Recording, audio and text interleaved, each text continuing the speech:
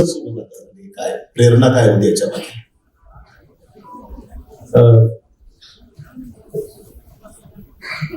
शेतकरी पार्श्वभूमी असलेल्या कुटुंबातून ज्यावेळेस आपण लहानसं मोठं होतो त्यावेळेस आपल्या लक्षात येतं की दर्जेदार शिक्षण न मिळाल्यामुळं मग आपलं घर असेल, परिवार असेल, शेजारचे भाऊबंद असतील, मित्र परिवार असेल किंवा नातेवाईक असतील, सर्वच लोक यांच्या प्रत्येकाच्या घरी ज्या समस्या आहेत त्या समस्या फक्त दर्जेदार शिक्षण न मिळाल्यामुळं त्या समस्यांना आज त्यांना तोंड द्यावं लागतंय.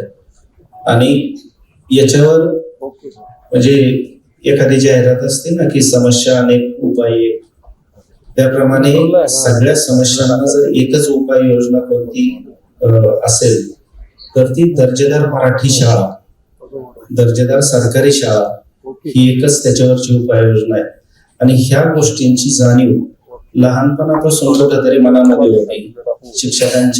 आमच्या शिक्षकांच्या कामाकडे पाहून त्या गोष्टी कुठेतरी फिक्स होत गेल्या होत्या. आणि त्यानंतर हे सुरुवातीपासून ठरवलं होतं की शिक्षकच व्हायचं आणि अशा पद्धतीचं काम करायचं. आणि मग तिथून पुढे हा प्रवास सुरू झालाय.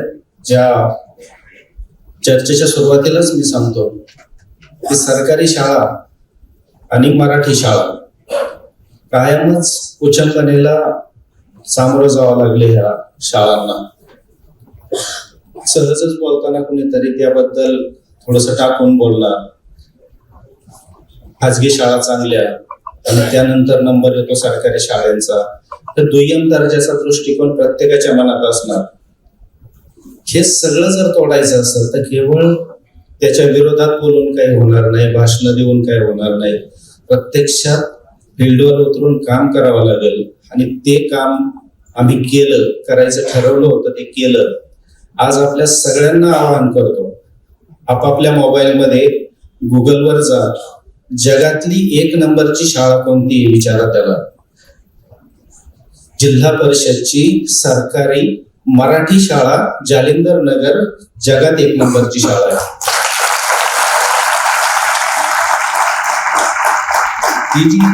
तो जो प्रवास होता तो प्रवास आता आम्ही इथपर्यंत घेऊन आलो. थोडा वेगळा प्रश्न विचारतो सर, की हे विद्यार्थ्यांचं प्रबोधन म्हणजे त्यांचं शिक्षणाचं काम सुरू करण्यापूर्वी आपण मोठ्या प्रमाणामध्ये त्यांच्या पालकांचं प्रबोधन केलं. आम्हाला सगळ्यांना पिंजरा नावाचा चित्रपट माहिती आहे आणि त्या पिंजरा नावाच्या चित्रपटामधला जो मास्तर आहे तो तमाशाला विरोध करतो आणि नंतर तमाशाचा एक भाग होऊन राहतो. आपण मात्र असं एक उदाहरण आहे की आपण गावामध्ये हा येणारा तमाशा जो आहे त्या तमाशापासून मुलांना, पालकांना परावृत्त करून त्यांना टॅबलेट पर्यंत आणले. आणि बहुधा भारतातली पहिली टॅबलेट एबल्ड असणारी मराठी माध्यमाची शाळा किंवा कुठल्याही प्रादेशिक भाषेमध्ये असणारी शाळा, तिच्यात आपण ते रूपांतर केलं. हा सगळा जो प्रवास आहे याच्यामध्ये खूप अनेक प्रकारच्या ताणतणावांना आपल्याला समोर जावं लागलं. तर तो कसा आपण मॅनेज केला किंवा कसं त्याला सामोरं गेला? ताणतणाव ते लक्ष नसतं की तुम्ही चांगलं काम करता याचं, ती चिन्ह असतात. आणि ती आमच्या आयुष्यात जर आलेली असतील तर नक्कीच आम्हाला त्याचा अभिमान वाटतो की आपण काहीतरी चांगलं करतो. आपल्या समाज व्यवस्थेचा एक भाग आहे प्रयोग. आणि प्रयोगाला स्वीकारायची जी प्रगल्भता लागते, दुर्दैवाने आपल्याकडे इतक्या मोठ्या प्रमाणात किंवा चांगल्या सुस्थितीत अजून ती समाजामध्ये नाही. पण हरकत नाही. एखादं मूल ज्यावेळेस त्याला उलट्या होत असतात आणि आई त्याला तरीही दूध पाजत असते, पोटात काही गेलं की ती उलट्या करतच, आणि कुणीतरी तिला विचारतं की का असं तू करतेस, त्यावेळेस ती असं उत्तर देते की हो द्या, झाली उलटी तर थोडं तरी पोटात राहील ना, त्याला पोषण होण्यासाठी ते गरजेचं आहे. काहीही झालं, वाबळेवाडीतून ज्या पद्धतीने जालिंदर नगरला जावं लागलं, जालिंदर नगरची शाळा जगात 1 नंबरची शाळा करून त्या गोष्टीला उत्तर दिलं. त्या सगळ्या गोष्टी पालकांना सोबत घेऊन करावं लागतं सगळं. कारण इतकी मोठी शाळांची संख्या, इतकी मोठी विद्यार्थी संख्या, ज्याला आपण विकसनशील म्हणतो अशा अवस्थेतला आपला देश राज्य थोडस प्रायोरिटी इकडे तिकडे होत असते, पण किमान सरकारी शाळा म्हणून आपल्याला जे काही मिळाले, कारण एखादी शाळा कुणाला जर खाजगी शाळा सुरू करायची तर त्याच्यापुढे 3 मोठे प्रश्न असतात. एक तर जागा, इमारत आणि शिक्षकांचं मनुष्यबळ, तो पगार. त्या 3ही गोष्टी आम्हाला शासनाकडून इनबिल्ट मिळाल्या. आता जे काही राहतं ते छोट्या छोट्या गोष्टी आहेत. जर त्या गावातली लोक उभी राहिली, लोकसहभागातून त्यांनी ती शाळा विकसित केली, सरकारी शाळा ही सरकारची न समजता स्वतःची समजली, त्या गावाची आणि त्या लोकांची ती शाळा आहे असं जर त्यांची आपण मानसिकता तयार करून दिली आणि राहिलेल्या गोष्टींच्यासाठी जर त्या लोकांनी उभं राहून तिथं काम केलं, तर मला असं वाटतं की एका वर्षामध्ये सगळं चित्र बदलून गेलेलं आपल्याला दिसेल. यासाठी लोकसहभाग, सरकारी शाळा मोठी करायची असेल तर लोकसहभागच, याच्याशिवाय दुसरा कुठलाही रस्ता नाही. मोठी होऊन ती शाळा टिकवायची असेल पुढे कायमस्वरूपी शाश्वत पद्धतीने, तरीही लोकसहभाग. त्यामुळे लोकसहभाग आपल्यामध्ये आपल्या जिल्ह्यातले केशव गावित उपस्थित आहेत. मी त्यांचेही स्वागत करतो. विटगेनस्टाईन नावाचा एक खूप मोठा तत्वज्ञ, आणि तो तत्वज्ञ आपल्या एकूण सगळ्या लेखनामध्ये असं म्हणतो की आपण जसजसे वर जाऊ तसतशी हवा विरळ व्हायला लागते, सगळं विरळ व्हायला लागतं. त्यामुळे आपण जास्तीत जास्त जमिनीकडे गेलो पाहिजे. खाली आलो की माती, मुळं, पाणी हे सगळं असतं. त्यामुळे मातीशी जोडलेलं असणं ही सगळ्यात महत्वाची गोष्ट आहे.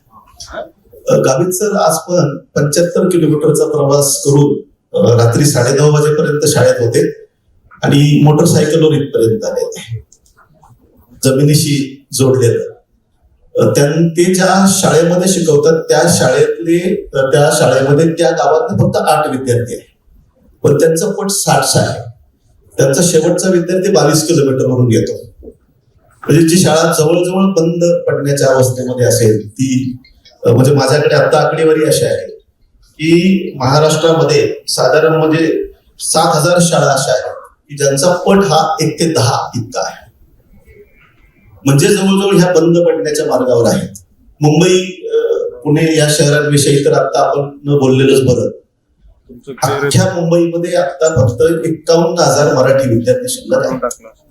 मुंबईची एकूण लोकसंख्या विचारात घेता हा आकडा किती दिवस टिकेल याच्याविषयी आपल्याला शंका आहे.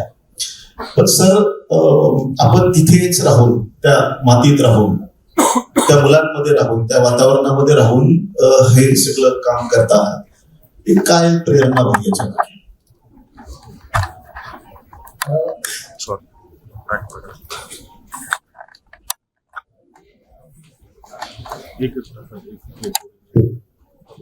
मातीशी जोडणारा माणूस असं तुम्ही सांगितलं, पण मला अभिमानाने त्याचं काहीतरी देणं लागतं. त्या ज्या ठिकाणी मी काम करतोय अशा ठिकाणी राहून माझं कुठेतरी एक देणं लागतं. तर ज्या ठिकाणी कामाचा वसा घेतलेला आहे असा परिसर, खरं म्हणजे संपूर्णतः मला वाटतं वारे गुरुजी आणि माझाही आदिवासी परिसर आहे, आणि आदिवासी परिसरामध्ये काम करण्याची आम्हाला दोघांनाही खूप मोठी संधी मिळाली. ज्या ठिकाणी बदल होतो त्या, म्हणजे मला सांगावंसं वाटतं की जिथं समस्या आहे तिथंच बदल होतो, आणि अशा समस्या ह्या आम्ही संधी म्हणून समजतोय.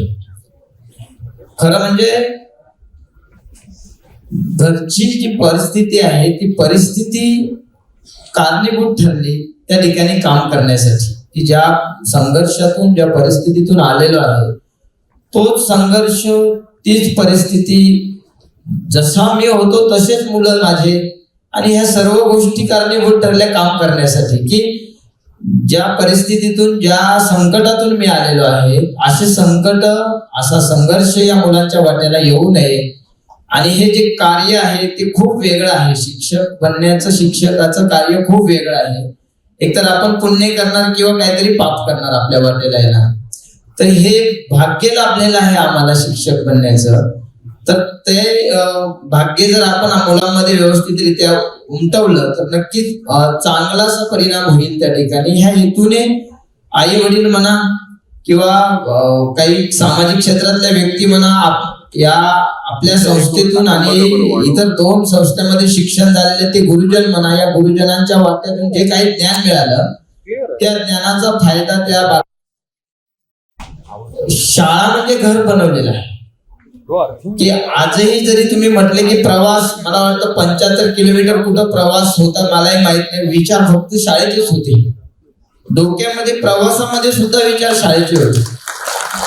जसं आपण घरामध्ये इथून जाणार आणि मी घरी कधी पोहोचणार, तेच आम्हाला वाटतंय की आम्ही इथून आमच्या शाळेमध्ये कधी पोहोचणार.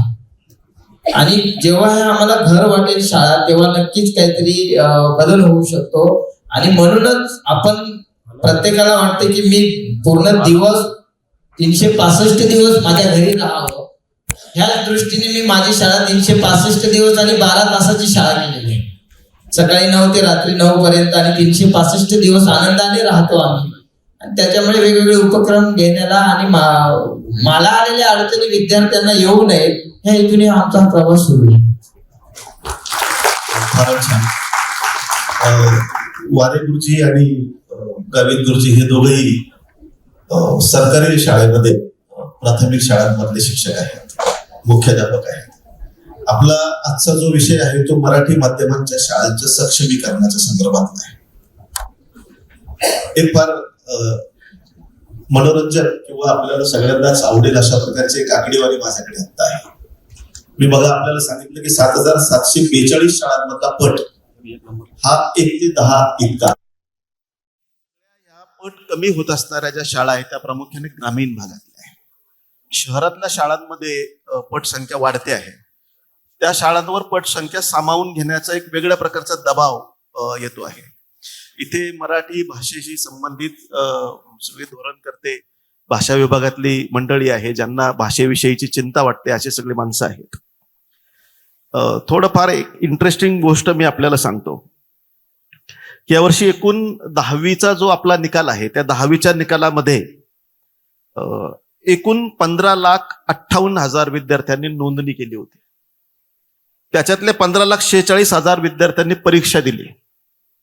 पण जवळजवळ 68,000 विद्यार्थी हे ज्यांची प्रथम भाषा मराठी होती हे मराठी या विषयामध्ये नापास झाले.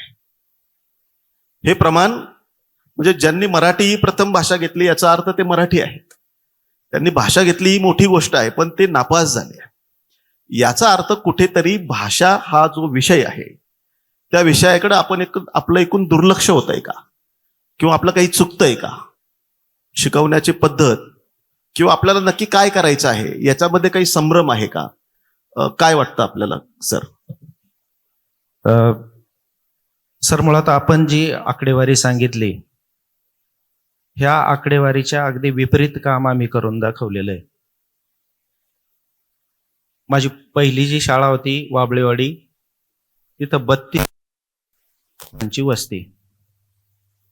2-2.5 वर्षात तिथं 721 मुलं शिकायला येत होती.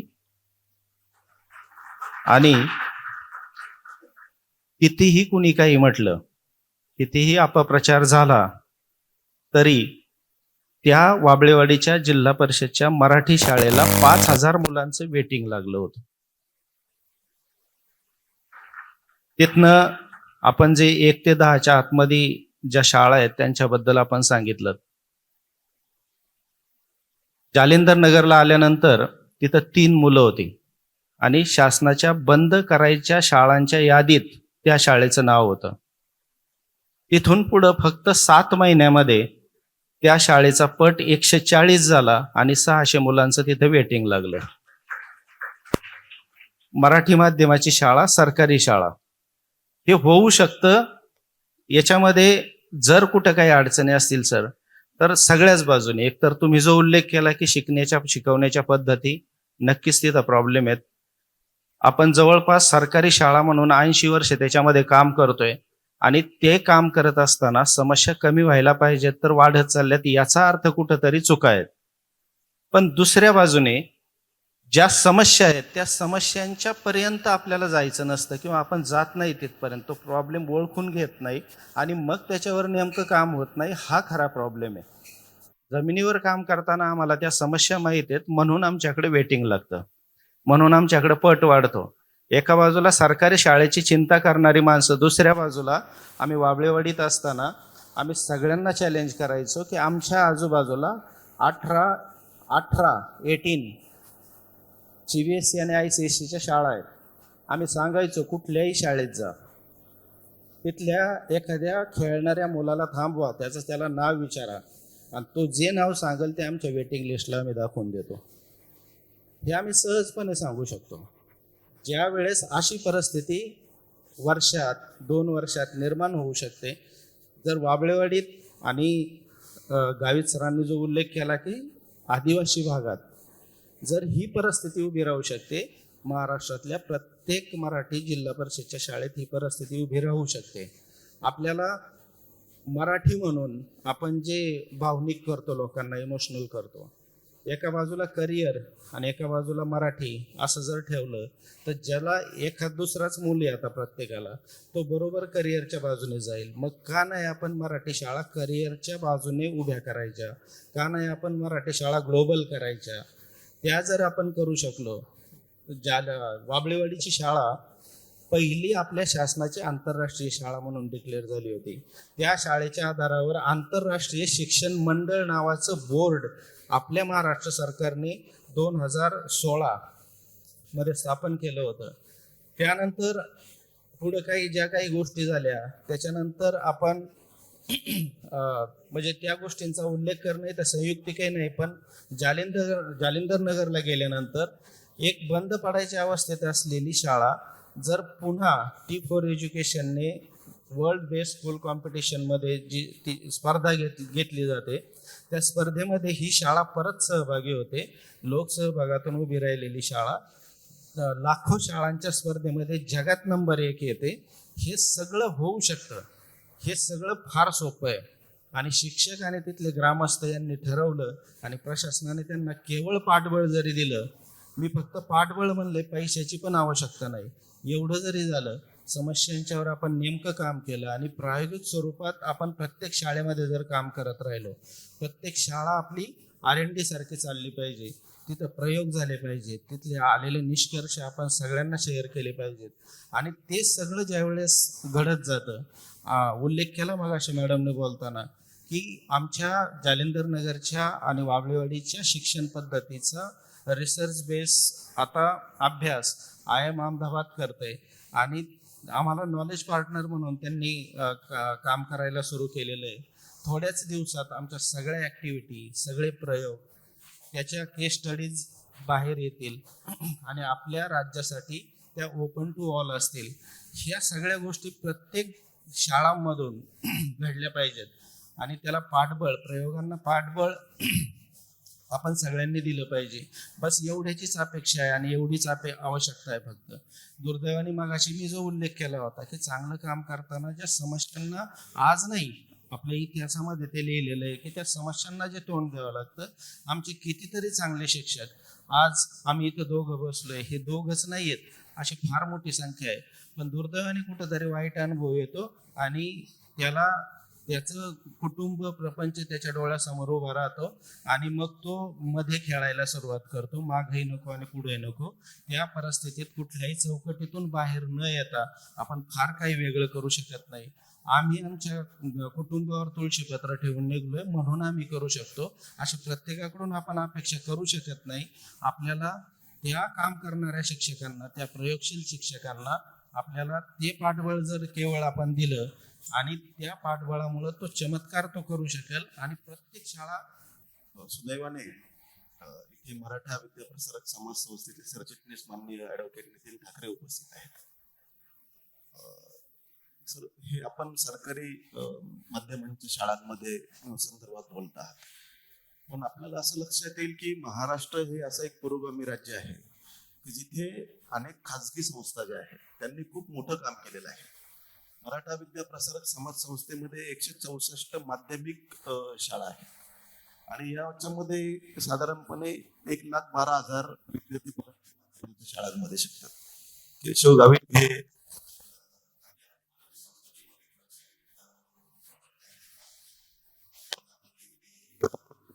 आमच्या संदर्भामध्ये चर्चा करताना इंग्रजी माध्यमाचं जे आक्रमण आहे त्याच्याविषयी विशेषतः माध्यमिक आणि संदर्भामध्ये पण मी सभागृहालाही सांगू इच्छितो की भारताच्या इतर राज्यांच्या तुलनेने महाराष्ट्राची परिस्थिती अजून फार बरी आहे.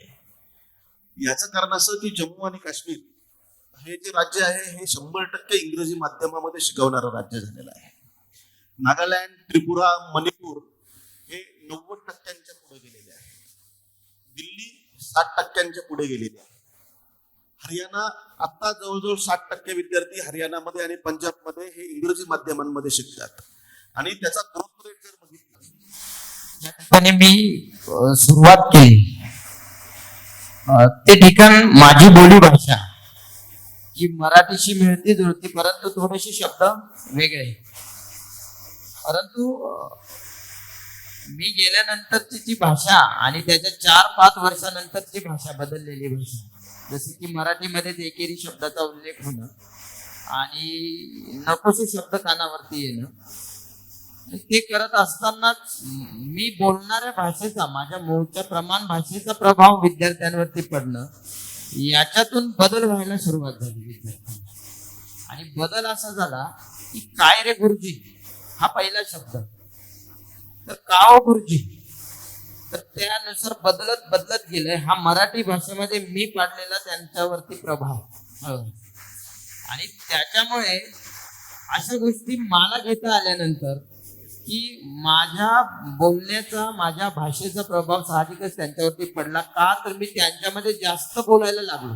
इतर वेळेला त्या बोली भाषेचा शब्द मी वापरत होतो, परंतु त्याचा फायदा काय झाला की मराठी माध्यमाची शाळा तर शिकवताना अडचण आली नाही. त्या जो रेग्युलर अभ्यासक्रम आहे तो नेहमीच अभ्यासक्रम शिकवताना मला त्याची अडचण आली नाही आणि त्याच्यामुळे नंतरचे उपक्रम मी घेत गेलो. ते ह्या क्षमता प्राप्त करायला मला साधारणतः 4-5 वर्ष लागले. हे सर्व मराठी भाषेची क्षमता, गणिताच्या क्रिया ह्या विद्यार्थ्यांना प्राप्त करायला सुरुवातीच्या काळामध्ये 4 ते 5 वर्ष लागले.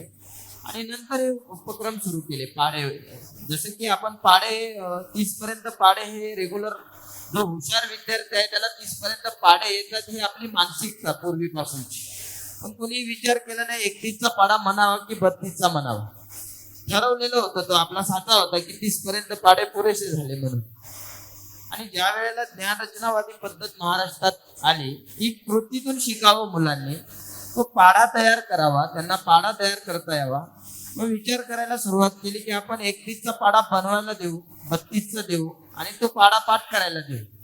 सांगावं असं वाटतं की मला वाटतं ह्याच सभागृहात कोरोनाच्या आधी एक कार्यक्रम घेण्यात आला होता आणि माझ्या विद्यार्थ्यांचं प्रेझेंटेशन होतं, इथं सादरीकरण होतं. त्यावेळेला दोन्ही हाताने लेखन आणि पाढ्यांचं पण सादरीकरण इथं झालेलं आहे. 1230 पर्यंतचे पाढे हायस्ट झालेले आहे सगळ्यात जास्त मुलांचे, की 30 फुटे आणि 12 ते 30 फुटे, तर ते होऊ शकतं. आणि नंतरचा प्रयोग हा 2 हाताने लेखनाचा. तुम्ही सांगितले की मेंदूवरती तो प्रयोग राबवला गेला आणि त्याचा फायदा झाला. 2 मेंदू एका वेळेला कार्यशील होतात. जसं आपण उजव्या हाताने काम काही लिहिणार तेव्हा डाव्या हाताने काम केलं तर उजवा मेंदू क्रियाशील. ते माझे मुलं दोनही हाताने लिहितातच, परंतु ते 2 हाताने लिहिता लिहिता आता नवीन प्रयोग केला. तिसरी कुठलीही गोष्ट सांगायची, एकतर संविधानाचे अनुच्छेद सांगायचे किंवा काही पोयम म्हणायच्या, कोणी पेंटिंग करणार त्याची माहिती दुसऱ्या हाताने लिहिणार. याच्यामुळे दोन्ही मेंदू क्रियाशील झाल्यानंतर त्यांची स्मरणशक्ती वाढली, की एखादा घटक शिकवत असताना तात्काळ ग्रहण करतात आणि तो फायदा मला सगळ्यात जास्त झाला. आणि त्याच्यामुळे ते 2 हाताने लेखनाचा सराव मी सातत्याने घेतला. पण सगळ्यात आधी मराठी भाषेतच लेखन करायला सुरुवात केली. आता मराठी आणि मिरर मध्ये लिहितात, मराठी आणि इंग्रजीमध्ये लिहितात. एका हाताने मराठी आणि एका हाताने गणिताच्या क्रिया करतात. इकडे पेंटिंग करताना परत मराठी इकडे लिहिणार. तर 2 विषय वेगळे मराठीमध्ये लिहितात. जसं माझी आहे माझी शाळा, इकडे ह्या हाताने माझी आहे आणि इकडे माझी शाळा. तर अशा 2 हाताने किंवा 3 गोष्टी एका वेळेला क्रिया म्हणजे ते पण असं नाही की एका विद्यार्थ्याला किंवा 2 विद्यार्थ्याला 60च्या 60 विद्यार्थ्यांना जमतं. फक्त मला येत नाही. मी शिकवलेलं आहे तर मला स्वतःला जमलेलं नाही ते, कारण मी सराव केला नाही स्वतः. पण ते वयोगट जो आहे त्या वयोगटाला आपण जेवढं देणार तेवढं ते घेणार आहेत. असं पण नाही बळजबरी द्यायचं म्हणून, पण जसं जसं घेणार आहेत त्या पद्धतीने देत जातो. सांगावं असं वाटतं की मराठी भाषा, मराठी वाचन मी 3ऱ्या वर्ष पूर्ण झालेल्या मुलीला मराठी वाचन शिकवलेलं आहे. ज्याचं वय 3 वर्ष पूर्ण झालेलं आहे त्याला मराठी पुस्तक वाचता येत होतं. काही सहज साध्य सर्व गोष्टी आहेत. आम्ही काय करतो की आलेल्या समस्यावर जागेवरतीच प्रयोग करतोय. सर्च करत नाही कुठं काहीतरी मिळेल का. त्या मुलाला, प्रत्येक मुलाला कुठली समस्या आहे त्या समस्यावरती प्रयोग त्याच ठिकाणी राबवले जातात. प्रत्येकाच्या मेंदूचा विचार केला जातो की ह्या मुलाची क्षमता कशी आहे आणि हा कशा पद्धतीने शिकेल, मराठी विषयात किंवा गणित विषयामध्ये कशा पद्धतीने शिकेल. तर त्याला वैयक्तिक शिकवण्याचं काम केलं जातं. प्रत्येक मुलाला वैयक्तिक शिकवलं जातं आणि त्याच्यामुळे भाषेवरती प्रभुत्व साहजिकच येते. आता मगाशी जो तुमचा प्रश्न होता की 10वीला काही विद्यार्थी नापास झाले, मला थोडस त्याच ठिकाणी यावंसं वाटतं की तो पाया आहे, तो पाया जर बऱ्यापैकी झाला, याच्यावरती आपल्याला थोडंसं विचार मंथन करावं लागेल बऱ्यापैकी.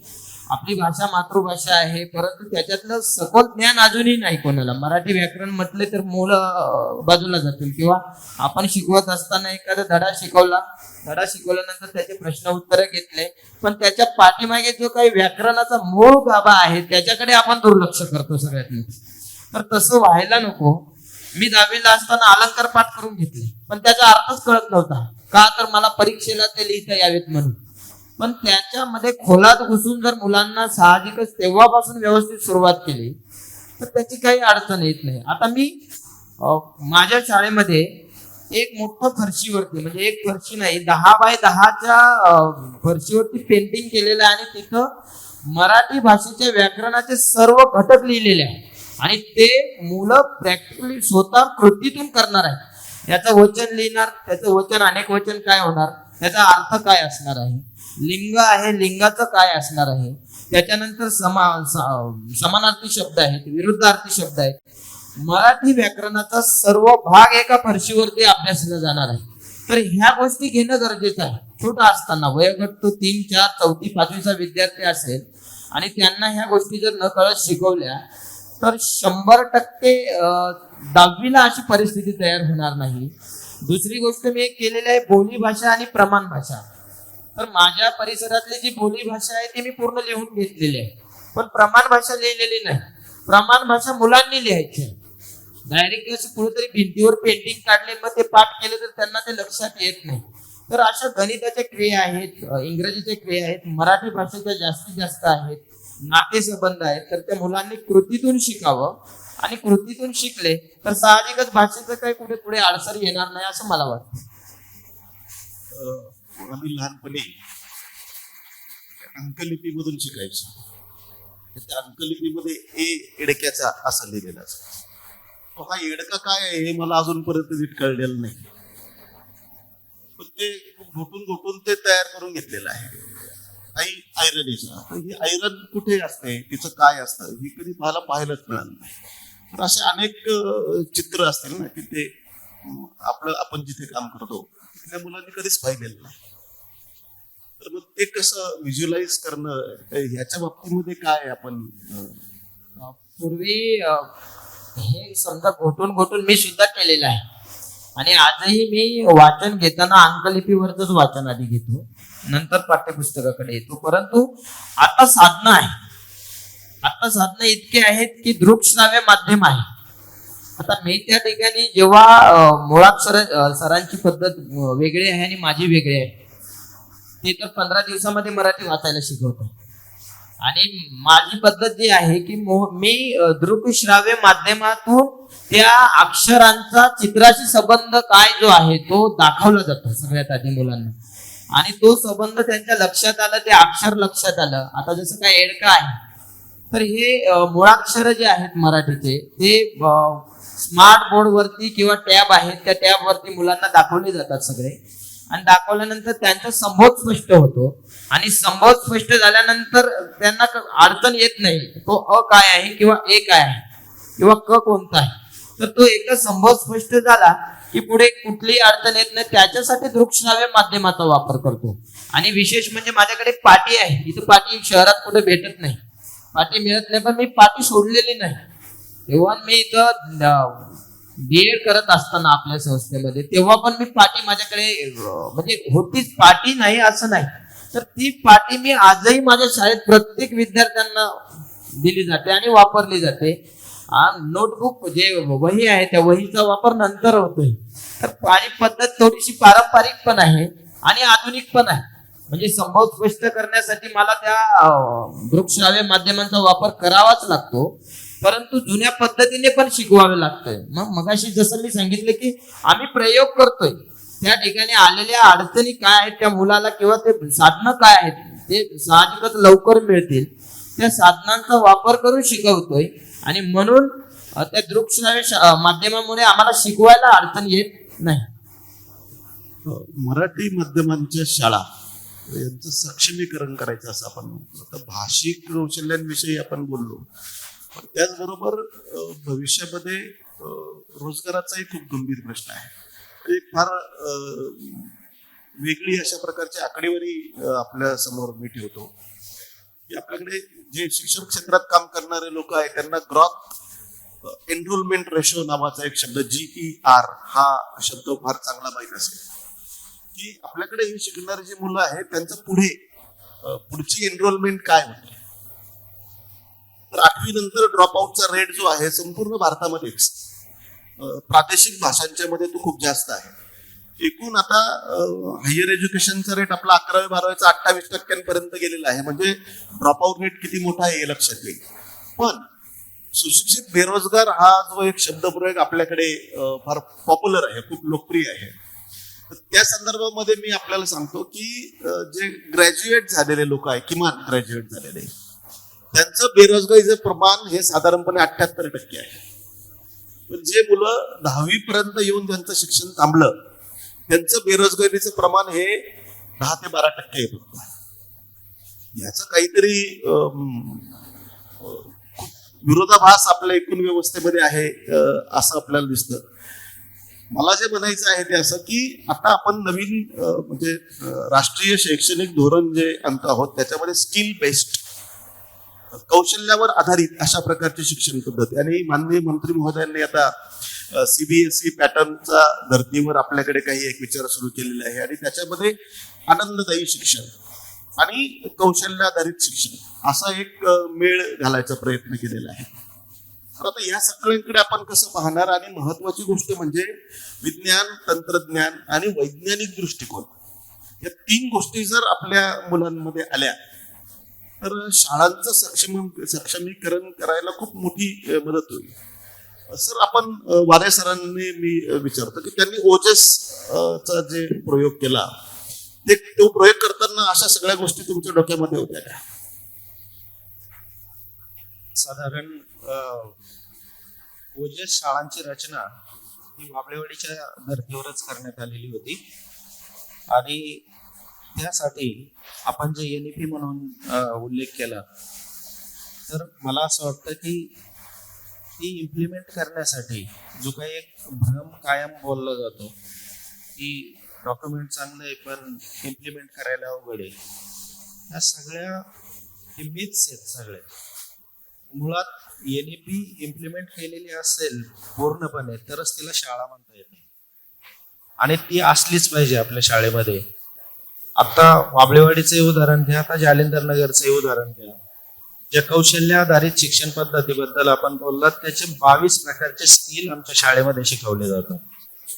त्याच्यामध्ये होम स्किलिंग असेल, लँग्वेज स्किल असेल, ब्युटिफिकेशन स्किल असेल, कम्प्युटर स्किल असेल, या सगळ्या गोष्टी 22 प्रकारचे एकूण स्किल्स आमच्या शाळेमध्ये शिकवले जातात. हे शिकवण्यासाठी वेळ कोणता, तर आमचा अभ्यासक्रम फार तर 3 महिन्यामध्ये पूर्ण होतो, वर्षाचा सिलेबस. आणि त्यानंतर आमचा जो वेळ उरलेला असतो आम्हाला खूप साऱ्या गोष्टी स्वातंत्र्य घेऊन आम्हाला तिथे शाळेमध्ये करता येतात. त्यानंतर जे आपण विज्ञान तंत्रज्ञानासंदर्भात बोललात, मग अशीच मी सांगितलं की इंडस्ट्री 4.0 ही लॅब शाळेमध्ये आम्ही उभी केलेली आहे आणि त्याच्यामध्ये मग ऍडिटिव्ह मॅन्युफॅक्चरिंग असेल, सबट्रॅक्टिव्ह मॅन्युफॅक्चरिंग असेल, सगळ्या गोष्टी 3D प्रिंटर, त्यानंतर सिम्युलेशन्स आहेत, सगळे सिम्युलेशनचे सॉफ्टवेअर्स आहेत, त्यानंतर ड्रोन असेल, रोबोट्स असतील, सगळ्या गोष्टींच्यावर आमची मुलं काम करतात. त्या रोबोटिक्सच्या FTC म्हणून रोबोटिक्स चॅम्पियनशिप स्पर्धा होती पुण्यामध्ये बालेवाडीच्या स्टेडियमला. तर तिथं 33 देशांचे जे संघ आले होते त्याच्यामध्ये आमच्या शाळेचा 3रा रँक आला होता आणि तोही पहिल्या राऊंडला आमचा रोबोट बंद पडला म्हणून, नाही तर तिथं आमची मुलं पहिली असतील. त्यावेळेस जे कॅप्टन त्या टीमचे होते, इतकं स्पेसिफाईड केलंय आम्ही सगळं की त्यावेळेस त्या रोबोटिक्स टीमचा कॅप्टन जो होता तो आता वारंगळच्या NIT मध्ये तिथल्या रोबोटिक्स टीमचा कॅप्टन आहे. जो त्यावेळेस संगीत आमचा जो स्टुडिओ होता तिथला शाळेमधला, जो आता जालिंदर नगरच्या शाळेत पण आहे, तिथं स्टुडिओ सांभाळणारा मुलगा आता AR रहमान अकॅडमीमध्ये जाऊन संगीत शिकतोय. आणि शाळेमध्ये आपण जस्ट असं बोलतो नेहमी की काही वेळेस पालक असं म्हणतात की आम्ही सांगतो ते मुलांनी केलं पाहिजे, हे पण चूक आहे. आणि पालक असं म्हणतात की आम्ही मुलांच्या मनावर सोडले, आम्ही इंटरफेअर करत नाही, हे पण चूक आहे. हे का चूक आहे? तर त्यांना हा निर्णय घेण्यासाठी एक्सपोजर जे पाहिजे, जे अनुभव पाहिजे, ज्ञान पाहिजे, हे कुठे मिळालंय, कोणत्या शाळेने दिलंय? ते सगळ्या गोष्टी आमच्या शाळेमध्ये प्रत्येक मुलाला हे सगळं एक्सपोजर दिलं जातं. मग ते स्किलच्या माध्यमातून असू द्या, तंत्रज्ञानाच्या माध्यमातून असू द्या, कला कौशल्याच्या माध्यमातून असू द्या, सगळं दिलं जातं. परिपूर्ण शिक्षण त्या शाळेमध्ये त्याचं होतं.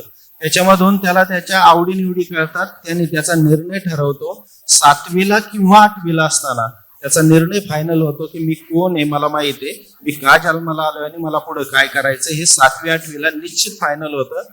आणि 8वीच्या नंतर तो त्याच्या रस्त्याने व्यवस्थित प्रवास करतो. हे 7वी 8वीलाच निश्चित झालं पाहिजे.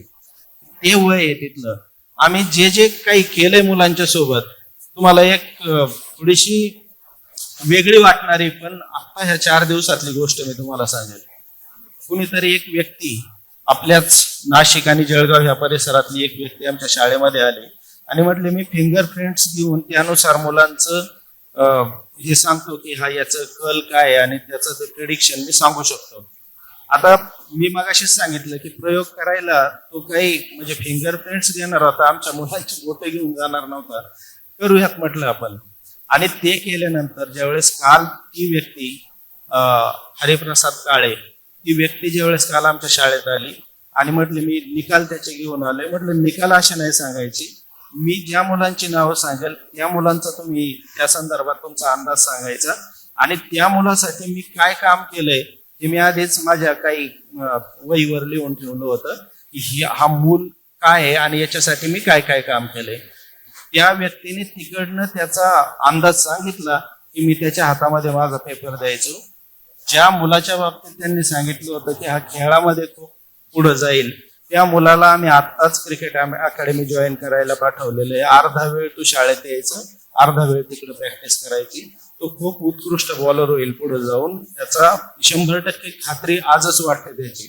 ज्या मुलाबद्दल त्यांनी सांगितलं की ही दुसऱ्यांना सांभाळण्यासाठी ही मुलगी फार चांगलं काम करू शकते, त्या मुलीला जी जबाबदारी आम्ही शाळेमध्ये दिली की नवीन आलेलं मूल जे घाबरलेलं असतं किंवा थोडंसं बेचैन असतं, त्या मुलीच्या ताब्यात दिलं की 2 दिवसामध्ये ती इतका लळा लावते त्या शाळेचा त्या मुलाला.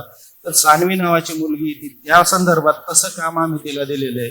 अशा आम्ही 20-25 मुलांची यादी आणि त्यांनी सांगितलेल्या अंदाजानं आम्ही त्यांच्यासाठी केलेलं काम, या सगळ्या गोष्टी इतक्या छान जुळून आल्या. हे जे एक्सपोजर आम्ही सगळं देतो त्या मुलांना, आम्ही जवळून हे सगळं पाहतो, त्या मुलांचा सगळा अंदाज आम्हाला असतो.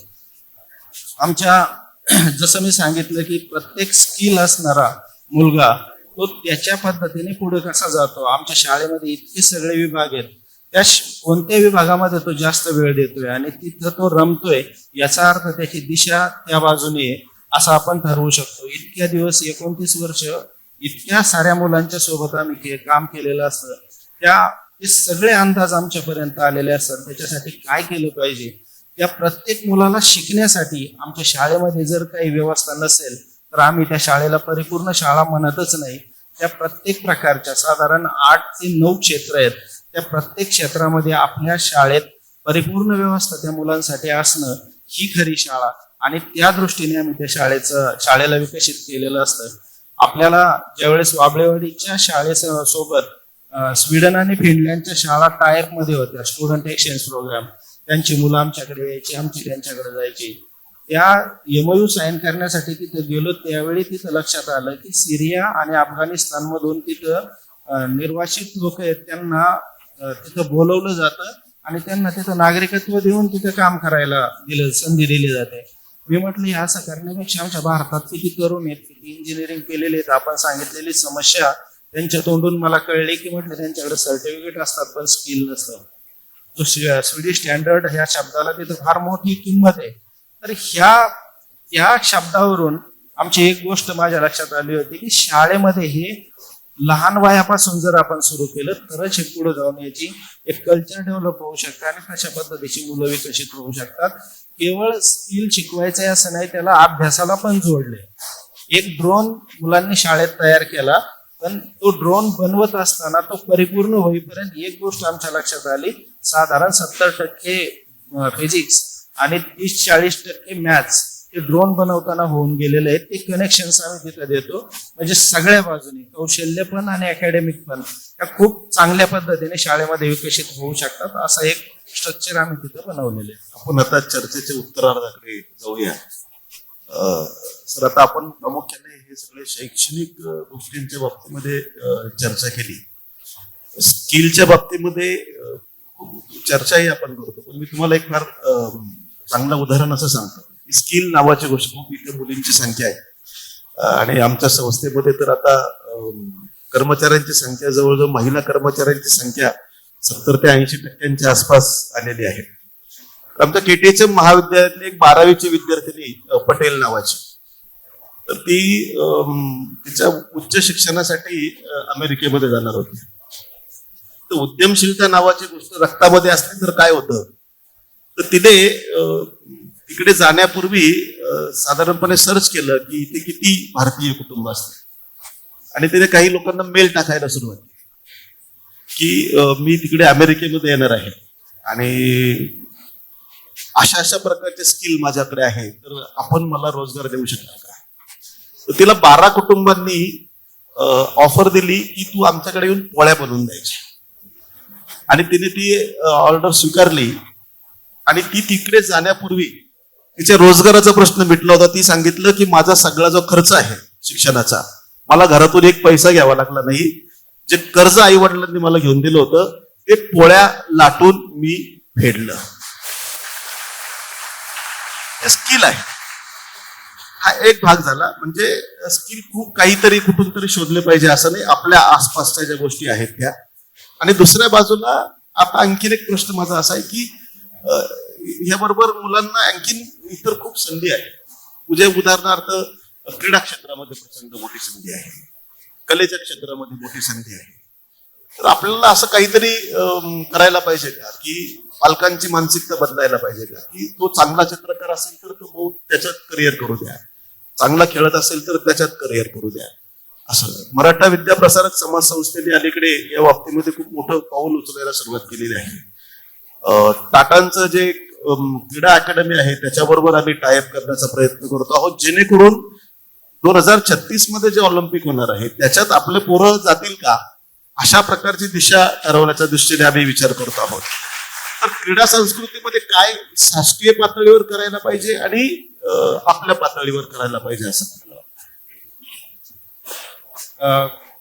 मी बोललो की क्रीडा म्हणजे ज्या मुलांमध्ये त्या क्षमता आपल्याला दिसतात त्यांच्यासाठी तिथं वातावरण निर्माण करणं आणि संधी देणं आणि मार्गदर्शन त्यांना उपलब्ध करून देणं. मग अशी गावित सर म्हटले की काही गोष्टी जरी आम्हाला येत नसतील, पण ज्याला येत आहे आणि ज्याला शिकायचंय या दोघांची वायर घेऊन त्याचं कनेक्शन तयार करणं ही फार सोपी गोष्ट असते. ती आम्हाला नक्कीच केलं पाहिजे. आणि त्या पद्धतीने त्या शाळेतल्या आमच्या मुलांसाठी अशा काही गोष्टी म्हणजे आम्ही त्या करतोय. बऱ्यापैकी प्रत्येक म्हणजे खूप साऱ्या शाळांमध्ये असे प्रयोग होतात, पण पुढे जाऊन ज्यावेळेस त्या संधीचं रूपांतर त्याच्या वैयक्तिक अचिव्हमेंट्स मध्ये व्हायचं असतं, तिथं कुठंतरी त्या गोष्टी कमी पडतात. त्या आपण जसं सांगितलं की शासन स्तरावरून त्या गोष्टी आपल्याला अपेक्षित आहेत. एखाद्या स्किलचं अंतिम रूपांतर त्याच्या अचिव्हमेंट मध्ये व्हावं, किंवा जसं तुम्ही सांगितलं की एखाद्या स्किलचं रूपांतर पैशात व्हावं. कारण आजकाल त्याच गोष्टीवर सगळं बोललं जातं. आणि पालक आपला मुलगा कुणीतरी सुपरमॅन आहे अशा पद्धतीने जे सध्या पाहिलं जातं. अर्थात आमच्या शाळेत ही वेळ येत नाही, कारण इतक्या मोठ्या विश्वासाने आमच्याकडे मुलं त्यांनी पाठवलेली असतात की तिथं कुठेही आम्हाला कुठल्या वेगवेगळ्या कल्पना किंवा वेगवेगळे जे भ्रम आहेत त्याला आम्हाला तोंड द्यावं लागत नाही. पण बऱ्याच शाळांमध्ये आम्ही हे पाहतो की पालकांनाच आवरणं थोडंसं मुश्किल होऊन जातं. एक वेळ तर असं मनामध्ये येतं की मुलांना शिकवण्याऐवजी खरं तर पालकांना शिकवायला पाहिजे होतं, आणि ते फार मोठं गरजेचं आहे. तर त्यासाठी आपण खूप चांगल्या पद्धतीने त्यांच्याशी संवाद साधू शकतो. आम्ही एक प्रयोग मधल्या काळात केला होता, पालक बालक फ्रेंड्स, आणि साधारण 40-42 प्रकारचे विषय घेऊन त्या विषयावर आम्ही दर 15 दिवसाला पालकांसोबत बोलायचो, वाबळेवाडीच्या पालकांसोबत. तर ते पालक जर असे वैचारिक प्रगल्भ झाले, परिपूर्ण झाले, तर समस्या फार कमी होतात. कोणते विषय होते, एखादा विषय तुम्हाला उदाहरण म्हणून सांगतो. एक विषय आमचा होता रेकॉर्डिंग अँड रिवाइंडिंग. तुमचं जे घरात चाललंय मोठ्या माणसांचं ते सगळं रेकॉर्ड होतंय आणि ते रिवाइंड होणार आहे परत. हे ज्यावेळेस आपण त्यांना सांगतो मग फार काळजीपूर्वक वागतात ही माणसं मुलांच्या समोर. आणि आम्हाला बऱ्याच गोष्टी माहीत असतात. ज्यावेळेस मी काही गोष्टी पालकांसमोर सांगितल्या की तुमची मुलं आम्हाला खूप कनेक्टेड आणि त्यांचं आमचं बॉन्डिंग फार चांगलं आहे, तुमच्या घरातल्या जवळपास सगळ्या गोष्टी आम्हाला माहित आहेत, त्यामुळे कुणी आमच्या इथं असं चालत नाही असं म्हणायला नको. या गोष्टी प्रत्येकाला गरजेच्या, ती गरज निर्माण करून आपण दिली पाहिजे आणि त्या गरजेनुसार आपल्याकडून काम झालं पाहिजे. हे शासनाच्या पातळीवरून धोरणात्मक होईल, पण शाळेच्या पातळीवरून फार मोठ्या प्रमाणात होऊ शकतं. कारण त्या ठिकाणच्या लोकल लेवलवरच्या ज्या गोष्टी आहेत तिथं एकतर शिक्षक म्हणून आमच्यावर विश्वास असतो फार सगळ्यांचा, आणि आम्हाला ते काम करणं सोपं पण जातं.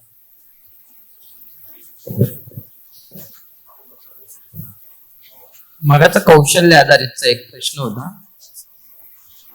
कौशल्य आधारित शिक्षण जो RT नवीन शैक्षणिक धोरण आलेलं आहे, जे अभ्यासक्रम आपला रेग्युलर आहे, तुम्ही म्हटले की बेरोजगारी वाढलेली आहे, खरंच बेरोजगारी वाढलेली आहे, आणि हे मला प्रत्यक्षात जाणवलं. आमच्या परिसरामध्ये D.Ed आणि B.Ed झालेल्या असंख्य विद्यार्थी, आणि जाहिरात सातत्याने येत नाही किंवा कुठेतरी नोकरीला लगेच लागत नाही. त्याच्यामुळे काय होतं की सतत जाहिरात येत नसेल किंवा कोणी नोकरीला लागत नसेल तर त्यांच्यात इतर कौशल्य नसल्यामुळे घरीच बसावं लागतं, दुसरा पर्याय नसतो. हे प्रत्यक्ष मला अनुभवास मिळालं. आमच्या मार्केटमध्ये असेच 50 मुलं दिसतील, पण विचारलं काय केलं, D.Ed केलं किंवा B.Ed केलं, आता काय करतो, घरी आहे का, तर नोकरी नाही.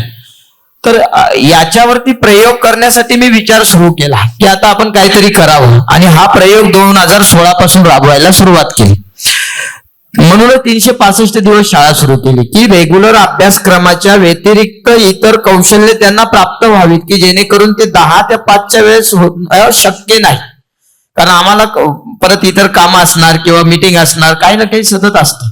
आणि त्याच्यामुळे आजच्या स्थितीला माझ्या शाळेमध्ये मी सगळ्यांना विनंती करेन की नक्की तुम्ही कौशल्य बघायला या. आताच नुकतंच 15 दिवसापूर्वी महर्षी शिंदे अध्यापक विद्यालयाचे आपले सर्व विद्यार्थी शाळेमध्ये येऊन भेटीला आले होते. त्यांनी जाणलेलं आहे काय आहे.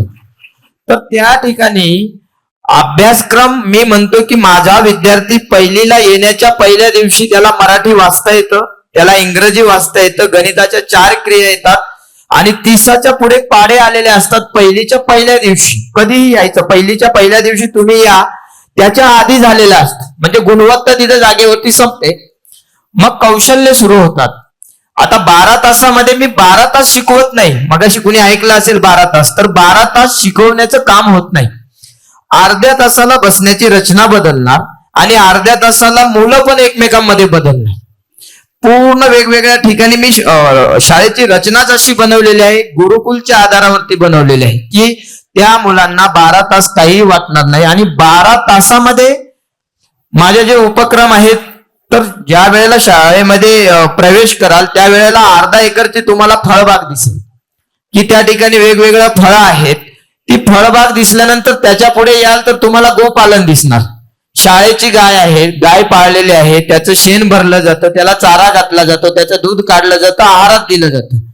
त्या शेणाचा वापर पुढे तुम्हाला वर्मी कंपोस्ट दिसणार. गांडूळ खत प्रकल्प, तो गांडूळ खत प्रकल्प, खत तयार केल्यानंतर 1.5 एकर मध्ये परसबाग आहे. 10 ते 12 प्रकारच्या भाजीपाला आहे.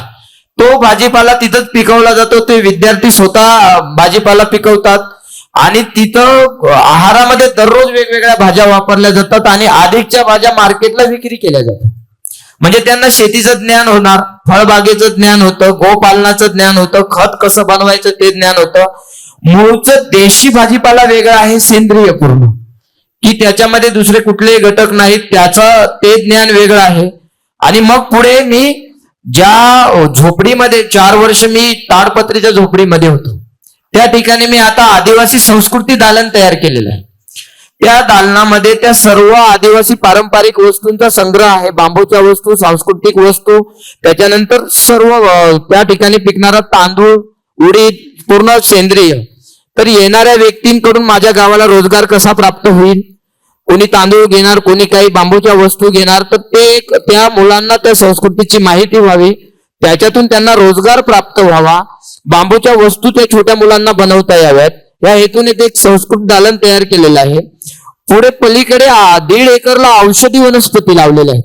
कुठल्या आजारावरती कुठलं झाड कशा प्रकारे वापर करता येईल आणि त्याच्यातून त्या व्यक्तींना पण रोजगार आजूबाजूच्या परिसरात मिळेल. मुलांना आयुर्वेदिक झाडांचं माहिती मिळेल, ते कौशल्य त्यांना प्राप्त होईल. आणि नंतर प्रवास होतो शाळेमध्ये.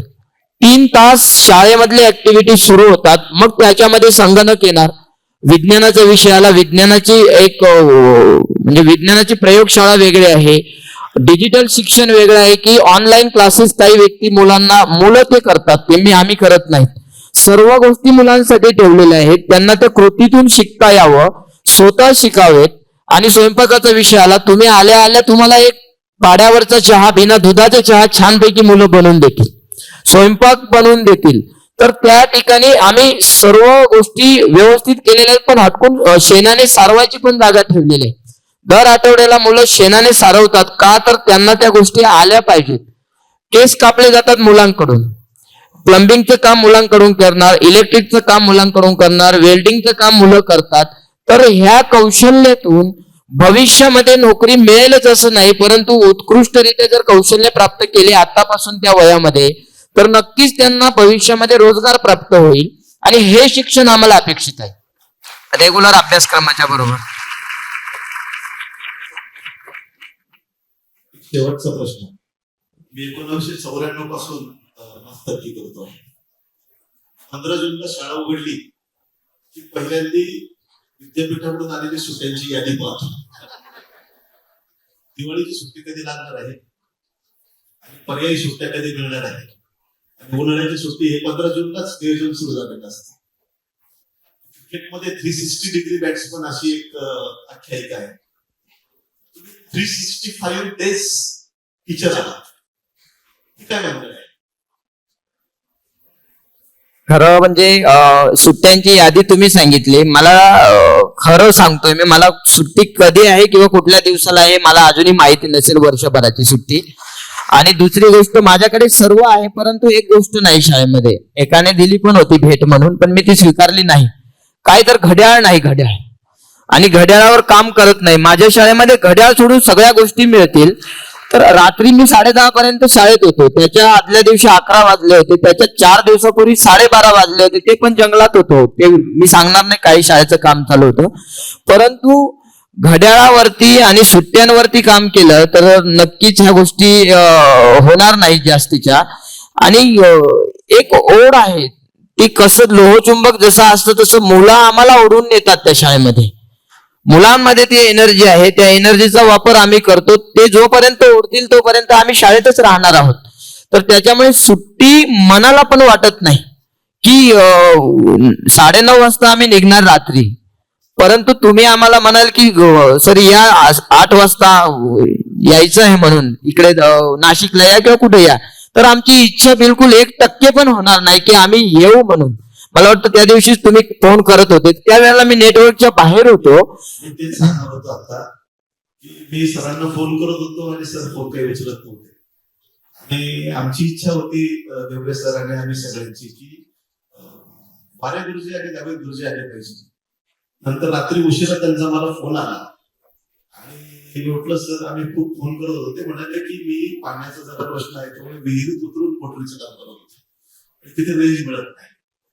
विहिरीत उतरून काम करणारं मास्तर आणि 365 डेज काम करणारं मास्तर ही एक रेंज आहे. वारे सरांचा उल्लेख अनेक लोक वहारे सर असा करतात की वाह काय काम करून निवडलेलं आहे. हे दोघंही अत्यंत उत्कृष्ट अशा प्रकारचे आपल्या मुळांकडे जाणं असं. मी देशीवादाचा अभ्यासक आहे आणि विद्यार्थी असल्यापासून ते पाहतो. जगभरातल्या या सगळ्या देशीवादाच्या ज्या संकल्पना आहेत त्या समजून घेताना एक गोष्ट माझ्या लक्षात आली की जगातले सगळे देशीवादी विचारवंत हे आपल्या मुळांकडे चला असं, मुळं सोडू नका असं सांगतात. आपण दोघांनी नेमकी हीच गोष्ट केलेली आहे. मॉडेल समोर ठेवलेलं आहे आणि कृतीतून ठेवलेलं आहे. नंदराजाचा सगळ्यांना आपल्याला माहिती आहे की चाणक्य आणि नंदराजामधला जो संवाद आहे तो संवाद फार महत्वाचा होता. नंदराजाने एका विशिष्ट अहंकारामधून चाणक्याचा अपमान केला, तेव्हा चाणक्य ठरवते त्याला सावध करायला गेला होता आक्रमणापासून. यवनांचं आणि आपण सावध राहायला. नंदराजा म्हणाला की काय शिक्षक मला येऊन शहाणपणा शिकवतोय का. तेव्हा चाणक्याने उच्चारलेलं वाक्य जे आहे ते फार महत्वाचं होतं. चाणक्य तेव्हा म्हणाला होता शिक्षक को कमजोर मत समझो राजन, शिक्षक को कमजोर मत समझो राजन, निर्माण और प्रलय उसके झेल में निकलते. असे निर्माण करणारे दोन भगीरथ आपण असं म्हणूया ते आपल्यामध्ये उपस्थित आहेत. मी त्या दोघांच्याही महाराष्ट्र शासनाच्या वतीने आयोजक संस्था मराठा विद्या प्रसारक समाज संस्थेच्या वतीने नाशिककरांच्या वतीने आभार व्यक्त करतो आणि एक अत्यंत आश्वासक अशा प्रकारची गोष्ट सांगतो की महाराष्ट्रामध्ये 9 असे जिल्हे आहेत की तिथली विद्यार्थी संख्या कमी झाली. त्याच्यामध्ये सिंधुदुर्ग, साताऱ्यासारखा पर्यटनासाठी प्रसिद्ध असलेला जिल्हा यांची संख्या कमी झाली. पण ज्या जिल्ह्यांमध्ये विद्यार्थ्यांची संख्या वाढली आहे त्या जिल्ह्यांमध्ये 3 जिल्ह्यांचा समावेश होतो ज्याचा मी विशेषत्वाने उल्लेख करीन. तो जे पुणे जिल्हा, पुणे जिल्ह्याचे प्रतिनिधी माननीय वारे सर आपल्यामध्ये उपस्थित आहेत. नाशिक जिल्ह्यामध्ये विद्यार्थ्यांची संख्या वाढली ती गावित सरांसारखे शिक्षक इथे आहे. आणि मला अभिमानाने सांगायचं परत एकदा असं आहे की मराठा विद्या प्रसारक समाज सारख्या संस्थेतून गावित सरांसारखे असे हजारो शिक्षक निर्माण हो, वारे सरांसारख्या हजारो रिपब्लिका निर्माण हो. मी त्यांना असं विचारलं की सर सेलिब्रिटी तुम्ही होत आहात तर काय वाटतं, तर ते म्हणाले की लोकांना आम्ही सेलिब्रिटी वाटतो, आम्हाला आम्ही सेलिब्रिटी झालो असं वाटत नाही. जोपर्यंत आम्हाला तसं वाटत नाही तोपर्यंत आम्हाला चिंता करण्याचं कारण नाही. सर आपण कधीही सेलिब्रिटी होऊ नये, आपण रिप्लिका व्हाव्यात, मॉडेल व्हावेत आणि आता जसे क्लोन निर्माण होतात तसे तुमचे हजारो क्लोन शिक्षक निर्माण व्हावे. आणि ही समोर धोरण करते बसलेली जी लोक आहेत त्यांची ही जी मराठी माध्यमांच्या आणि एकूणच मराठी माणसाच्या भविष्याविषयीची शंका आहे तिचं एक कृतीतून आपण दिलेलं उत्तर आहे. आपले सगळ्यांचे आभार व्यक्त करतो. महाराष्ट्र शासनाने आणि आयोजक संस्थेने मला हा संवाद साधण्याची संधी दिली त्याबद्दल त्यांचेही आभार व्यक्त करतो. धन्यवाद.